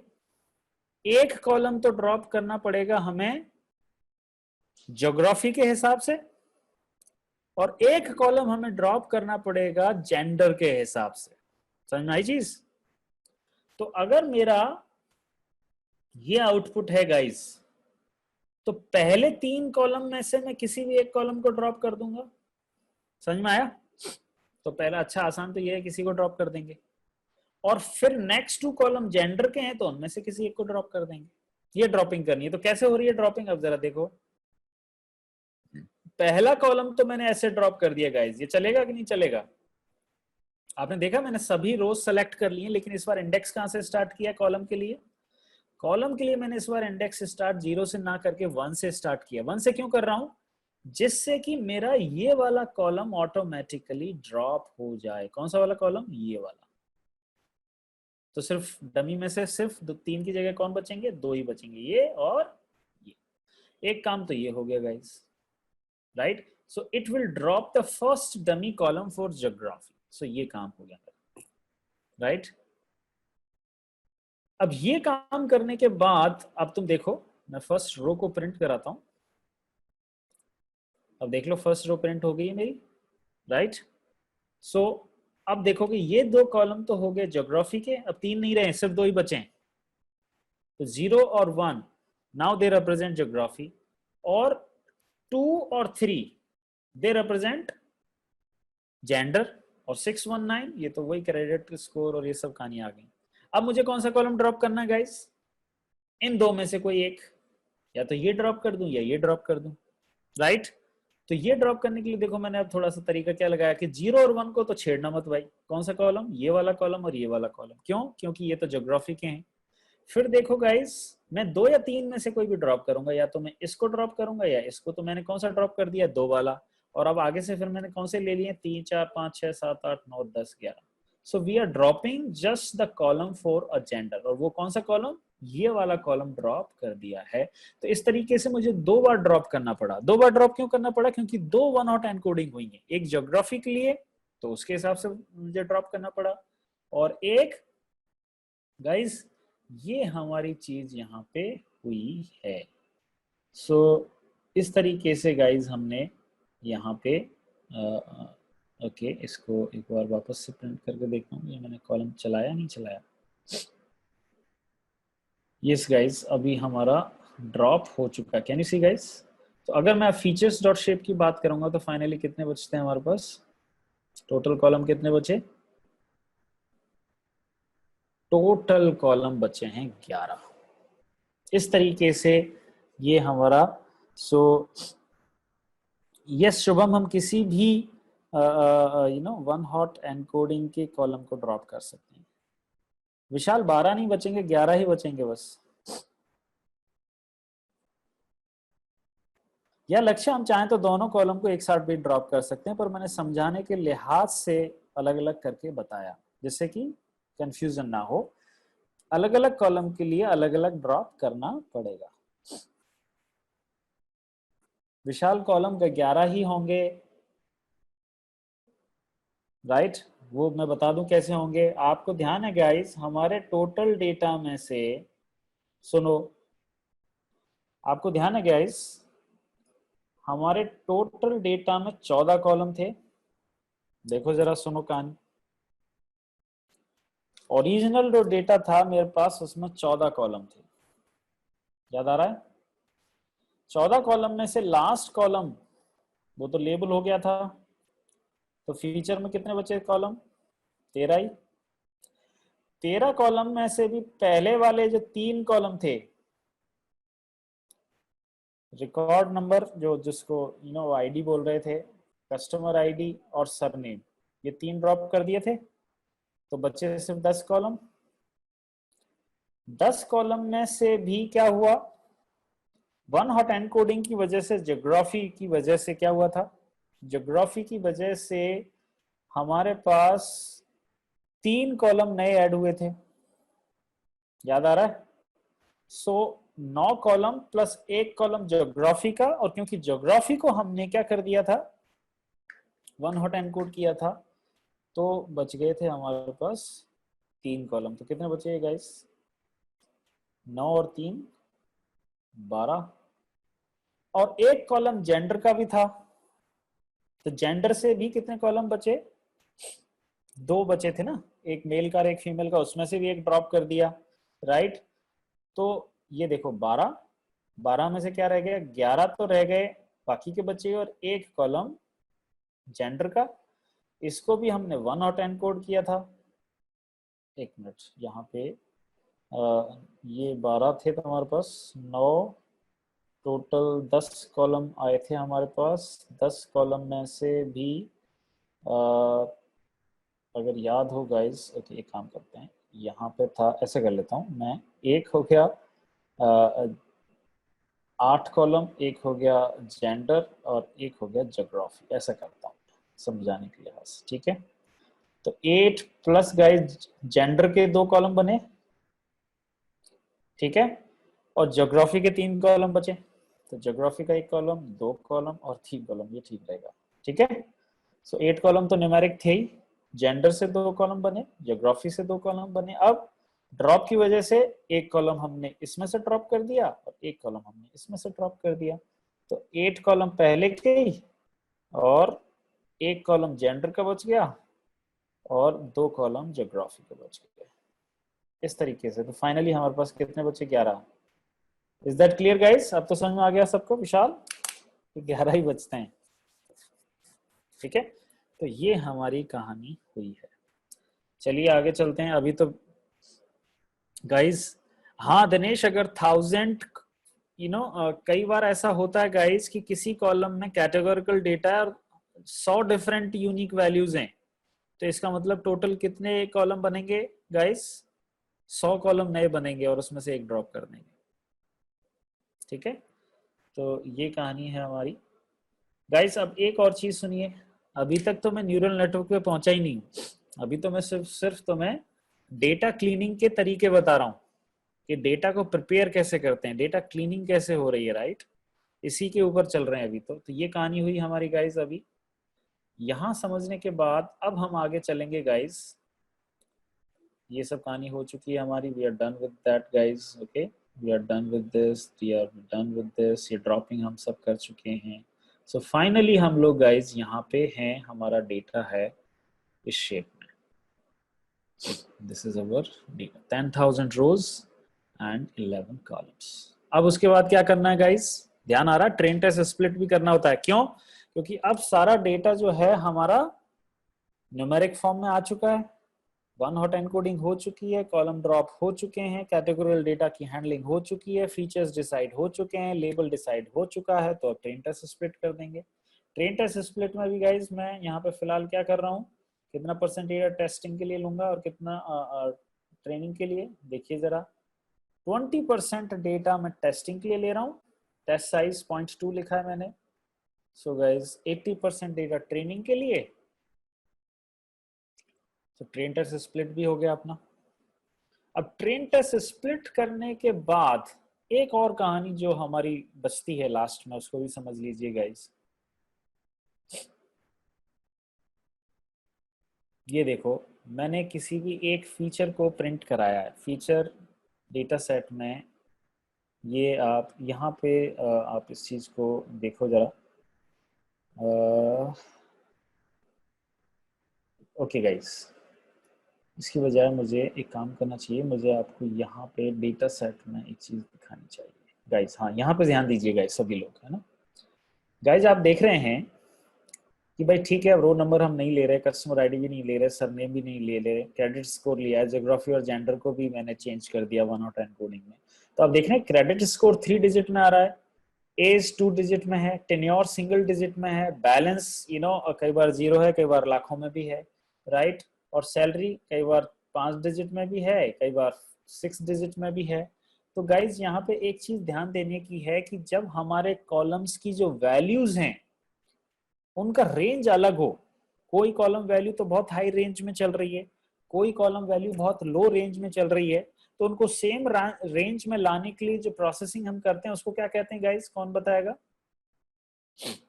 अगर आपको कॉलम की वैल्यूज सेम रेंज में लेके आनी होती है तो उस कॉन्सेप्ट को क्या कहते हैं मशीन लर्निंग में?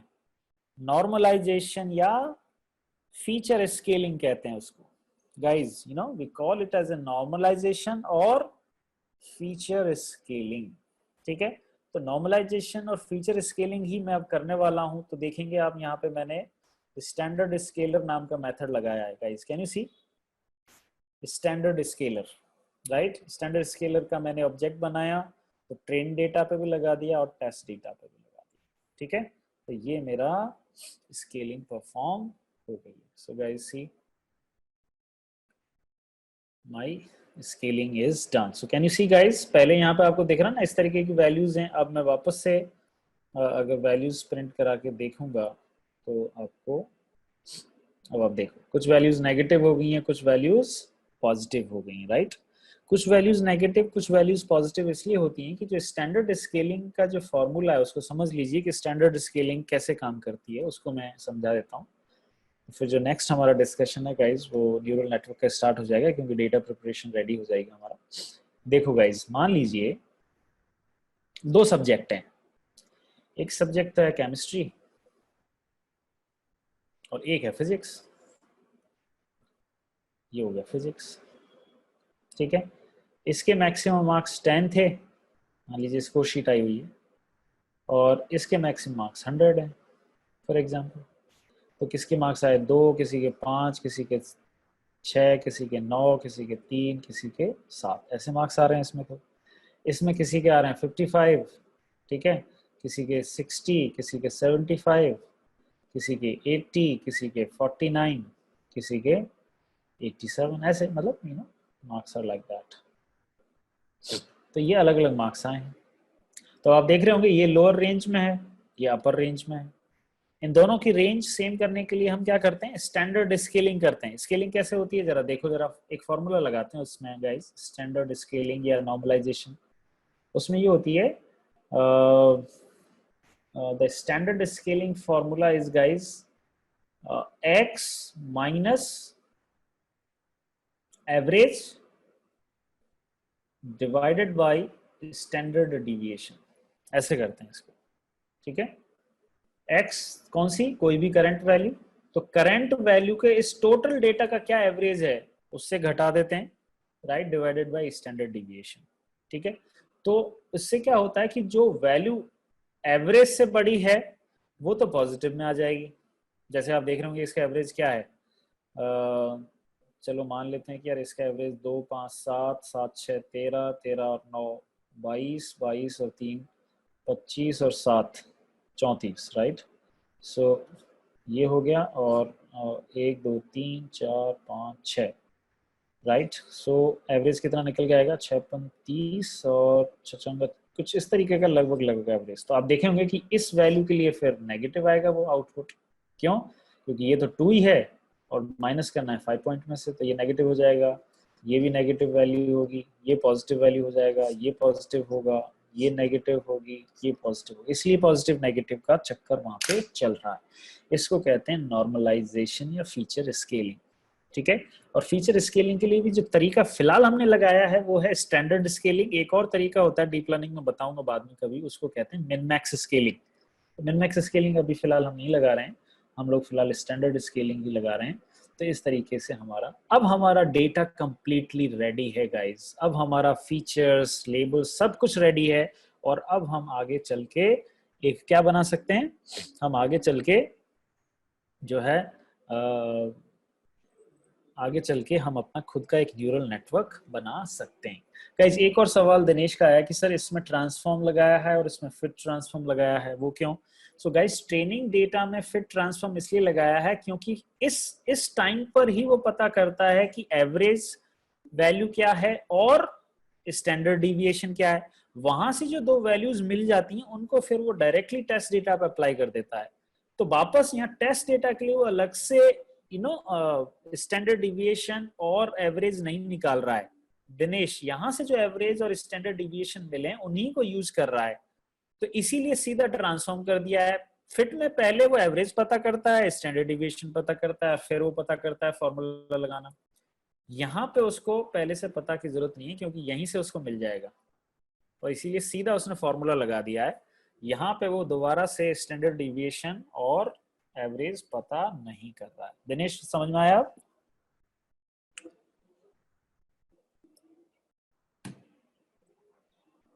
गाइस ये है हमारी पूरी डेटा प्रिपरेशन की जो स्कीम है, जो तरीका है वो है। अब बताओ मुझे वापस से मशीन लर्निंग के कॉन्सेप्ट, क्योंकि ये डीप लर्निंग में भी चलेंगे, वहां पे भी चाहिए होते हैं, ऐसा नहीं है कि डीप लर्निंग में कुछ अलग से करने वाले हैं, राइट गाइस? ये चीज समझ में आई या नहीं आई? मैंने पूरा प्रैक्टिकल करके दिखा दिया तुम लोगों को, राइट? मैंने इस मशीन लर्निंग के सारे कॉन्सेप्ट डाल दिए इसमें, कैसे तुम वन हॉट करोगे, कैसे तुम इसको स्टैंडर्ड स्केलिंग करोगे, कैसे तुम उसको किसी कॉलम को ड्रॉप करोगे, किस कॉलम को चूज करना है, फीचर कहाँ से लाओगे, क्या सारी everything I have explained you in just one single shot. ठीक है गाइस? अब उसके बाद अब हम चलते हैं अपना न्यूरल नेटवर्क बनाएंगे गाइस। अब हम कोई यहाँ पे एल्गो नहीं लगाएंगे, मैं कोई क्लासिफिकेशन के लिए एसवीएम या लीनियर लॉजिस्टिक रिग्रेशन या फिर केएनएन नहीं लगाने वाला हूँ मैं। अब मैंने आपको क्या बोला था, एएनएन से हम क्लासिफिकेशन और रिग्रेशन बहुत परफॉर्म कर सकते हैं। तो सबसे पहले गाइस देखिए, अब मुझे केरास की जरूरत है, तो सबसे पहले मैं केरास लेके आया। केरास में भी मुझे फिलहाल दो चीजों की, जो दो क्लासेस की जरूरत है, वो है एक सीक्वेंशियल क्लास और एक है डेंस क्लास। डेंस से समझ गए होंगे गाइस, लास्ट टाइम मैंने आपको dense network, fully connected network की बात कुछ कही थी, राइट? कि लेयर में नोड होते हैं, राइट? और नोड का कनेक्शन कैसे होता है, पिछली वाली लेयर में जितने भी नोड हैं उसका आउटपुट अगली वाली लेयर के सभी नोड के पास जाता है। Do you remember guys that dense और फुली कनेक्टेड वाला मैंने ग्राफ मतलब वो ड्रॉ दिया था, फिगर बनाया था, राइट? तो सबसे पहले हमने ये काम किया, ये हो गया गाइस। अब देखो करना क्या है, सीक्वेंशियल क्लास करती क्या है समझ लीजिए इसको, बहुत आसान है केरास में काम करना। सीक्वेंशियल क्लास, देखो गाइस, सीक्वेंशियल क्लास का जैसे ही ऑब्जेक्ट बनाते हैं वो हमें एक खाली कंटेनर बना के देता है। ये रहा तुम्हारा खाली कंटेनर। ये बाहर वाली दुनिया को यही न्यूरल नेटवर्क है, कोई बाहर से देखेगा तो इसी के अंदर है न्यूरल नेटवर्क। अब जब ये खाली कंटेनर बन गया है तो अब हमें डेंस क्लास का यूज करते हुए लेयर्स पे ऐड करना है। तो हम बोलेंगे कि भैया मेरी लेयर ऐड कर दो, फिर एक लेयर ऐड करो, फिर एक लेयर ऐड करो, ऐसे लेयर सब इसमें ऐड होती हैं। और फिर डेटा यहाँ से जाएगा, और यहाँ से जब लेयर ऐड करेंगे तब बताना होता है कि इसमें कितने नोड डालने हैं, कौन सा एक्टिवेशन डालना है, क्या करना है, वो सब कहानी यहाँ पे है। तो शुरुआत में सीक्वेंशियल से हमें एक खाली कंटेनर मिल गया है, राइट? तो वो हमारे पास होगी कहानी। देखेंगे अब गाइस यहाँ पे ये सीक्वेंशियल क्लास का मैं कॉल कर रहा हूँ सीक्वेंशियल क्लास को, और ये मेरा कंस्ट्रक्टर कॉल हो गया। सीक्वेंशियल क्लास का कंस्ट्रक्टर, किसी भी क्लास का कंस्ट्रक्टर क्लास के नाम का ही होता है, राइट? ये ऑब्जेक्ट ओरिएंटेड प्रोग्रामिंग में तुमने पढ़ा भी होगा। तो ये मेरा बन गया। अब ये खाली है, इसमें कुछ भी नहीं है, ठीक है? अब गाइस देखो, ध्यान देना, वैसे तो देखने में सबसे पहली लेयर हमारी इनपुट लेयर होती है, लेकिन हम कोड में सबसे पहले पहली हिडन लेयर को ऐड करेंगे। गाइस देख रहे हैं आप, I am adding the first hidden layer, not the input layer. उसके बारे में अभी थोड़ी बताऊंगा। तो कैसे ऐड करते हैं guys, classifier dot add method से ऐड करेंगे। कौन सी लेयर ऐड करेंगे, डेंस लेयर। चाहे इनपुट लेयर हो, चाहे हिडन लेयर हो, चाहे आउटपुट लेयर हो, सारी लेयर क्या मानी जाएंगी, डेंस लेयर मानी जाएंगी। वो तो उनका तरीका है कि भाई लेयर कब कौन सी लेयर कहाँ पे आपने लगाई है, उसके हिसाब से उनका बिहेवियर चेंज होता है। कोड के हिसाब से सब लेयर डेंस लेयर है, ठीक है? तो डेंस लेयर ऐड किया। डेंस लेयर जो ऐड हुई है, जो कि पहली हिडन लेयर की तरह काम करेगी, उसमें मैंने टोटल 6 नोड ऐड किए। अभी इस पे मत जाना कि 6 ही क्यों ऐड किए, अभी 6 किए, बस इतना समझ लो आप। फिर मैंने उसको ये बताया कि वेट्स का जो इनिशियलाइजेशन करना है वो यूनिफॉर्म करना है, तो ये देखो यूनिफॉर्म कर दिया। फिर मैंने उसको ये बता दिया कि इस लेयर पे जो एक्टिवेशन लगाना है वो रेलू लगाना है, क्योंकि मैंने आपको लास्ट टाइम बताया था कि हिडन लेयर पे कौन सा एक्टिवेशन लगता है गाइस, हिडन लेयर पर रेलू लगता है, ठीक है। और अब इसके साथ साथ अब यहाँ पे एक कहानी है, वो ये है कि मैंने उसको ये भी बता दिया है कि मेरे इनपुट नंबर ऑफ फीचर्स कितने हैं। Input dimension is equal to 11। क्यों बोला 11? ध्यान दो, मेरे फीचर्स में कितने, मेरे डेटा में कितने फीचर्स हैं, याद आ रहा है कुछ? मेरे डेटा का शेप याद है?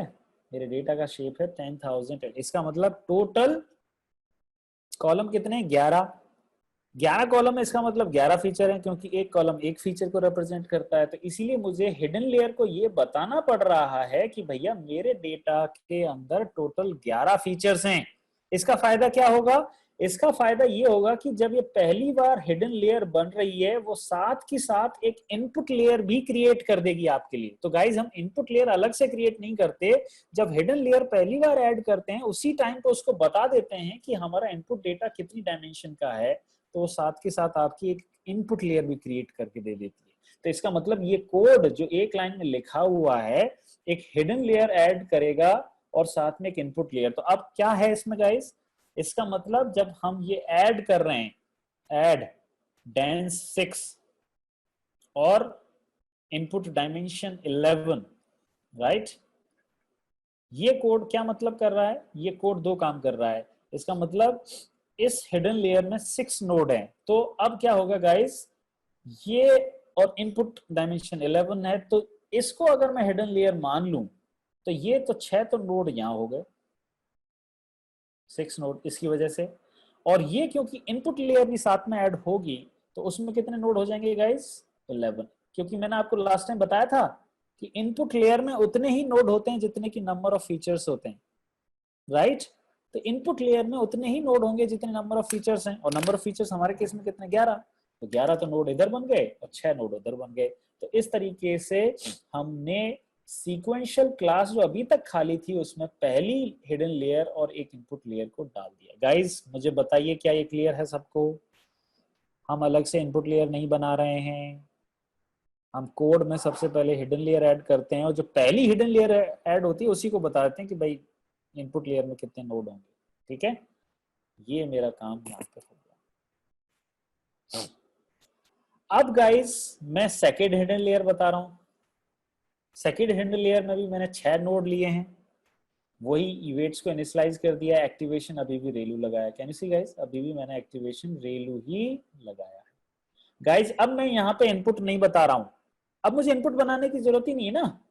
क्यों? क्योंकि मैं तो अब सीक्वेंशियल क्लास में हूं, मुझे मालूम है इस लेयर का आउटपुट इसके लिए इनपुट काम करेगा, इस लेयर का आउटपुट इसके लिए इनपुट काम करेगा। तो अब मैं शुरुआत एक बार कर चुका हूं, तो अब जो नेक्स्ट हिडन लेयर मेरी ऐड यहाँ पे होगी उसका इनपुट तो ऑटोमेटिकली पहली हिडन लेयर से ही आएगा, तो मैं उसमें अलग से बताने की मुझे कोई जरूरत ही नहीं है कि तेरे पास इनपुट कहाँ से आएगा, राइट। तो अब वो मुझे सीक्वेंस चल गया, तो इसीलिए मैंने यहाँ पे कुछ लिखा ही नहीं। मुझे सिर्फ पहली बार ऐड कर रहा था तब बताने की जरूरत पड़ी थी कि इनपुट डायमेंशन कितनी है, ठीक है। तो इस तरीके से तो इसका जो आउटपुट आएगा पहली हिडन लेयर का, it will work as input to the next hidden layer. So ये चीज हो गई। फिर फाइनली गाइस अब मैं एक आउटपुट लेयर ऐड कर रहा हूं।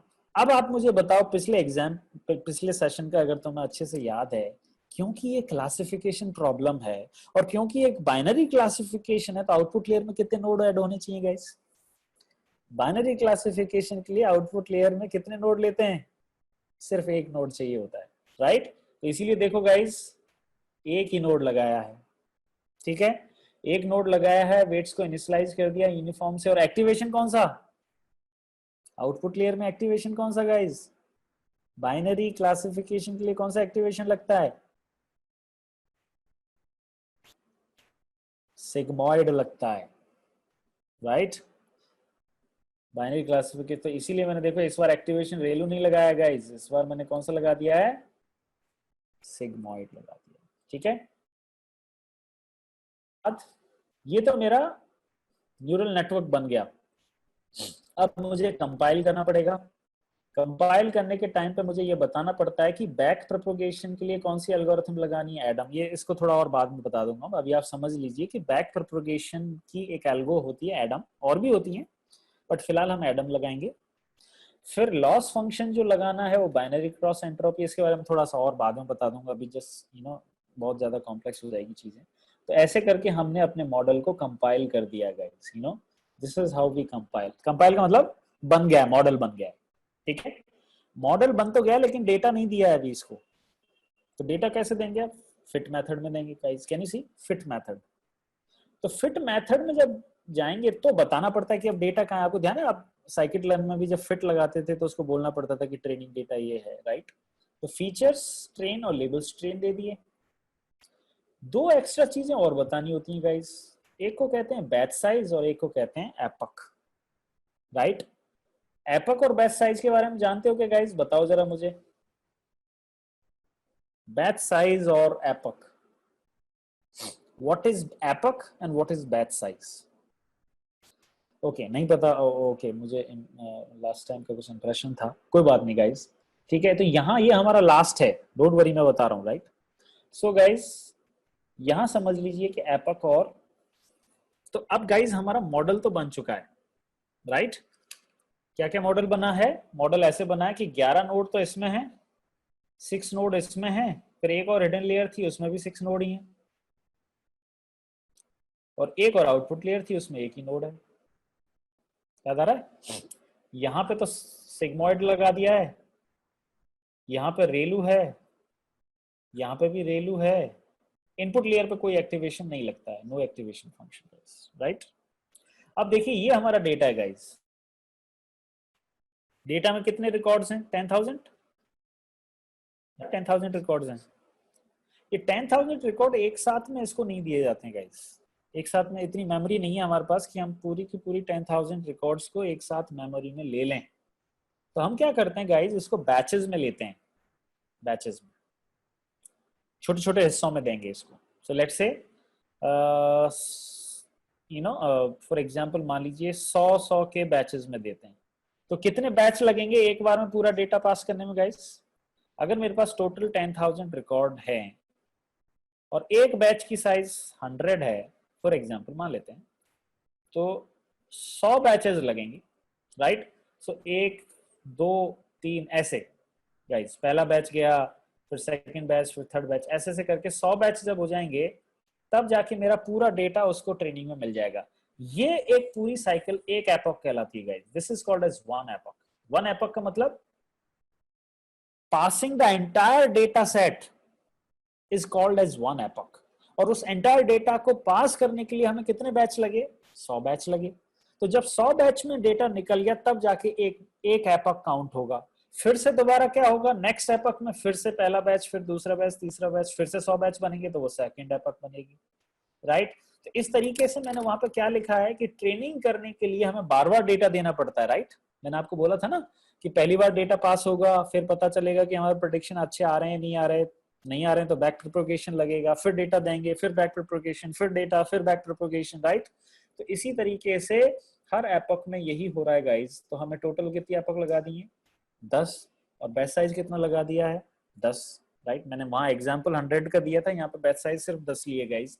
तो इस तरीके से गाइज मॉडल अब मेरा ट्रेन होगा, तो टोटल डेटा कितनी बार पास होगा? 10 बार।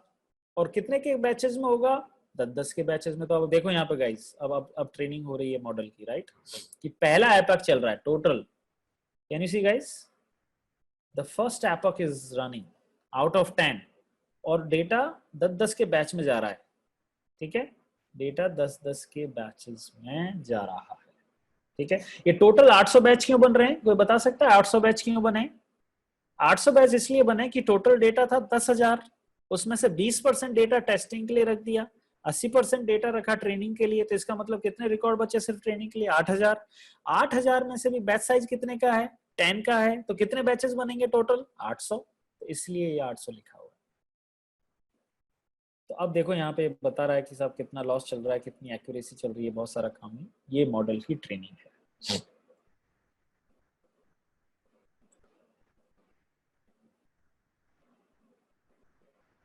हाँ वो एरर और लॉस यहाँ पर चल रहा है दिनेश, कभी और बाद में थोड़ा सा उसको सभी समझेंगे। सो गाइज इस तरीके से मेरे डेटा की यहाँ पे हम लोगों ने अपने मॉडल को ट्रेन किया है। मॉडल के ट्रेन के बाद अब हम क्या कर सकते हैं, अपने टेस्ट डेटा पे प्रेडिक्शन लेके आ सकते हैं कि बताओ क्या प्रेडिक्शन है। तो ये प्रेडिक्शन दे देगा किस मेथड से, predict classes, right. Predict classes उसने मुझे यहाँ पे दिया, तो लेबल स्प्रेड को प्रिंट करा सकते हैं। टोटल कितने प्रेडिक्शन देगा, 2000 डेटा था टेस्टिंग में, तो टोटल तो देखो इसने पहली डेटा का 0 प्रेडिक्शन, फिर 0, ऐसे प्रेडिक्शंस दिए गाइस। ये रहा, कैन यू सी गाइस। अब आप देखो कंपेयर भी कर सकते हैं कि एक्चुअल रिजल्ट कहाँ पे बचे हुए हैं, लेबल टेस्ट में, और प्रेडिक्शन किस में आया है, लेबल स्प्रेड में। तो आप देख रहे हैं यहाँ पे गाइस, ये देखो बताता हूँ ये मतलब क्या है इसका।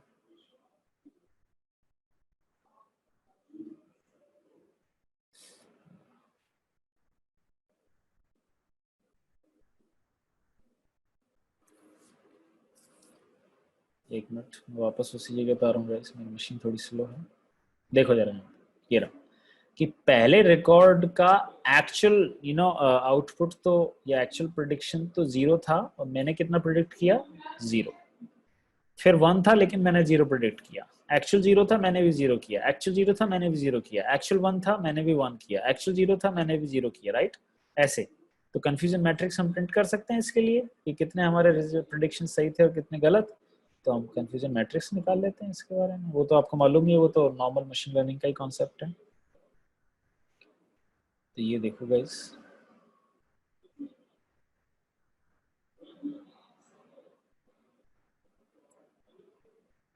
ये हमारा ये तो इसका मतलब 1563 ऐसे केसेस हैं 2000 में से जिसमें मैंने भी 0 प्रेडिक्ट, एक्चुअल भी 0 था और मैंने भी 0 प्रेडिक्ट किया। 115 ऐसे केसेस हैं जहां मैंने 1 प्रेडिक्ट किया, एक्चुअल में भी 1 था। 32 केसेस ऐसे हैं जहां पे मैंने प्रेडिक्ट तो 1 किया था लेकिन 0 था एक्चुअल में। और 290 केसेस ऐसे हैं जहां पे मैंने 0 प्रेडिक्ट किया था लेकिन एक्चुअल में वो 1 था, राइट। तो ये कंफ्यूजन मैट्रिक्स के बारे में है गाइस। इस तरीके से हमने एक न्यूरल नेटवर्क के थ्रू अपने चर्न मॉडलिंग वाले डेटा को लेते हुए उस प्रॉब्लम को सॉल्व किया। गाइस